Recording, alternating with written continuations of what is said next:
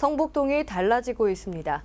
근현대 문인과 예술인들의 흔적, 그리고 각종 전통유산이 남아있는 성북동에 이를 활용한 개발이 한창 진행 중인데요. 성북구는 성북동을 거대한 박물관으로 탈바꿈시킨다는 비전을 제시했습니다. 박용 기자입니다. 지난 2013년 성북동 일대가 역사문화지구로 지정됐습니다. 성북동에 밀집돼 있는 각종 전통 문화유산들을 체계적으로 관리하고 관광자원으로 활용하기 위해서입니다. 이 사업은 3년째 구 역점 사업으로 추진되고 있는 중. 올해의 성북동 역사문화지구의 핵심은 두 가지입니다. 하나는 조선생활사 거리 조성하는 거 하고요. 박물관 클러스터를 조성하는 게 올해 사업의 핵심입니다. 간송미술관과 한국가구박물관, 돌박물관을 중심으로 한 박물관 클러스터를 조성하고 보행환경 조성과 가로환경도 정비되고 있습니다. 거리에는 각종 공방과 갤러리, 소규모 전시 공간이 마련됩니다. 여기에 시무장과 최순우 옛집, 길상사 등 전통문화 콘텐츠를 자원으로 연계시키는 것입니다. 많은 문화재와 그리고 전통문화유산 자원이 많고 그래서 그런 지역을 잘 보존하고 그리고 체계적이고 그리고 종합적으로 개발하기 위해서 한옥 개보수 지원과 역사 탐방로 조성, 그리고 성북동만의 가치를 이어가는 업소는 성북동 가게로 인증했습니다. 성북구는 성북동의 역사 문화 콘텐츠를 앞으로 성북구의 100년을 이끌 지역경제 자원으로 보고 성북동 역사문화지구 사업을 올해도 역점 사업으로 추진하고 있습니다. 서울 경기 케이블TV 박용입니다.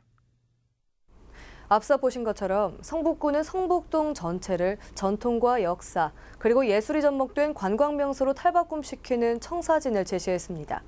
상업적 개발을 지향하고 옛 모습을 잃지 않기 위한 자구책도 내놨는데요.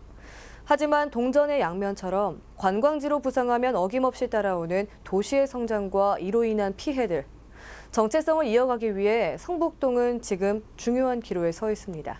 계속해서 박용 기자입니다. 성북동에서 13년째 이발소를 운영하고 있는 이학조 씨. 1년 전 선잠단지 뒷골목으로 가게를 옮겼습니다. 거기 저 집이 팔렸었어요. 팔려가지고 그 사람이 밑에 네 가구가 있었어요. 있습니다. 다들 그 집주인이 사는 사람이 나가라 그거지 이제. 성북동 대로변. 12년 동안 이 씨가 운영했던 가게 건물은 새 주인을 만나 리모델링을 마쳤습니다. 임대료는 2배 이상 껑충 올랐습니다. 성북동에서 카페를 운영하는 황원호 씨는 5년 전 이곳의 발전 가능성을 보고 개업을 했습니다. 앞으로 된다는 걸 제가 이제 얘기를 듣고 미리 이제 선정을 한 거죠. 앞서서 두 가지 사례를 살펴보셨습니다. 이른바 도시가 뜬다 싶으면 기존에 있던 가게가 사라지기도 하고 새로운 업종이 생겨나기도 합니다. 성북동은 지금 이런 변화의 바람이 시작되고 있습니다.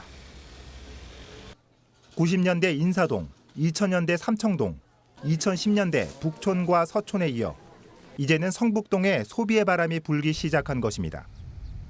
아직 덜 상업화된 조용한 동네에 다양한 역사 문화 콘텐츠가 접목돼 있어 다른 지역과 차별화되기 때문입니다. 북촌이나 삼청동 쪽은 너무 좀 상업화돼 있잖아요.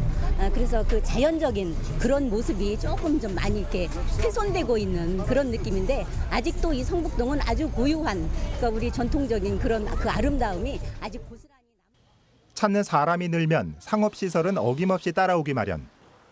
여기에 재개발 지정과 해제를 겪은 성북동에 외부 자본이 들어오기 시작했습니다. 최근 몇 년 사이 성북동에는 새로운 상점이 하루가 멀다 하고 들어서고 있습니다. 식당하고 성북동이 원래 식당이 얼마 없었어요. 근데 요 한 몇 년간에 걸쳐서 많이 들었었죠. 2,500 하던 것이 3,500 이렇게 된 거예요. 위치가 너무 좋은 지역에 한 4천만 원 거래된 거예요. 이런 변화는 도시의 정체성에 많은 영향을 미칠 수 있습니다. 찾는 발걸음이 늘면 요식업계도 늘기 마련이고 이어서 대형 프랜차이즈도 진출하는 것이 수순입니다. 여기에 대형 패션 매장까지 들어서게 되면 가까운 인사동이 그랬던 것처럼 그 도시가 가지고 있는 차별화된 모습은 사라지게 됩니다.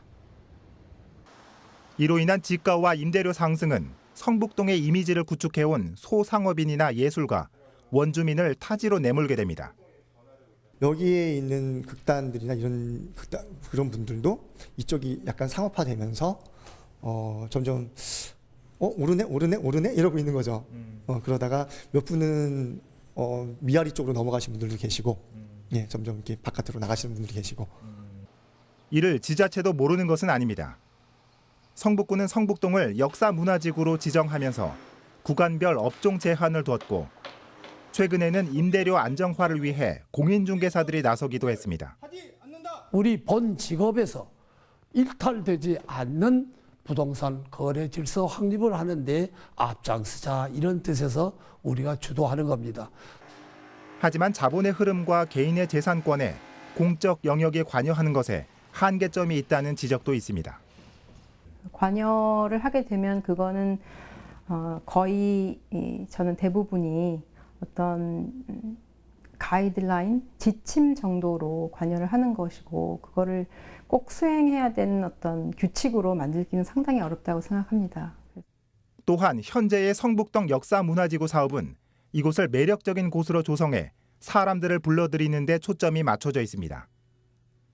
물론 한옥 밀집 지역 골목길 개선 사업과 젠트리피케이션을 막기 위한 용역 착수, 또 마을 주민 자체적인 공동체 활동도 있지만 외적인 변화의 속도를 따라가고 있는지는 다시 한번 살펴봐야 할 점입니다.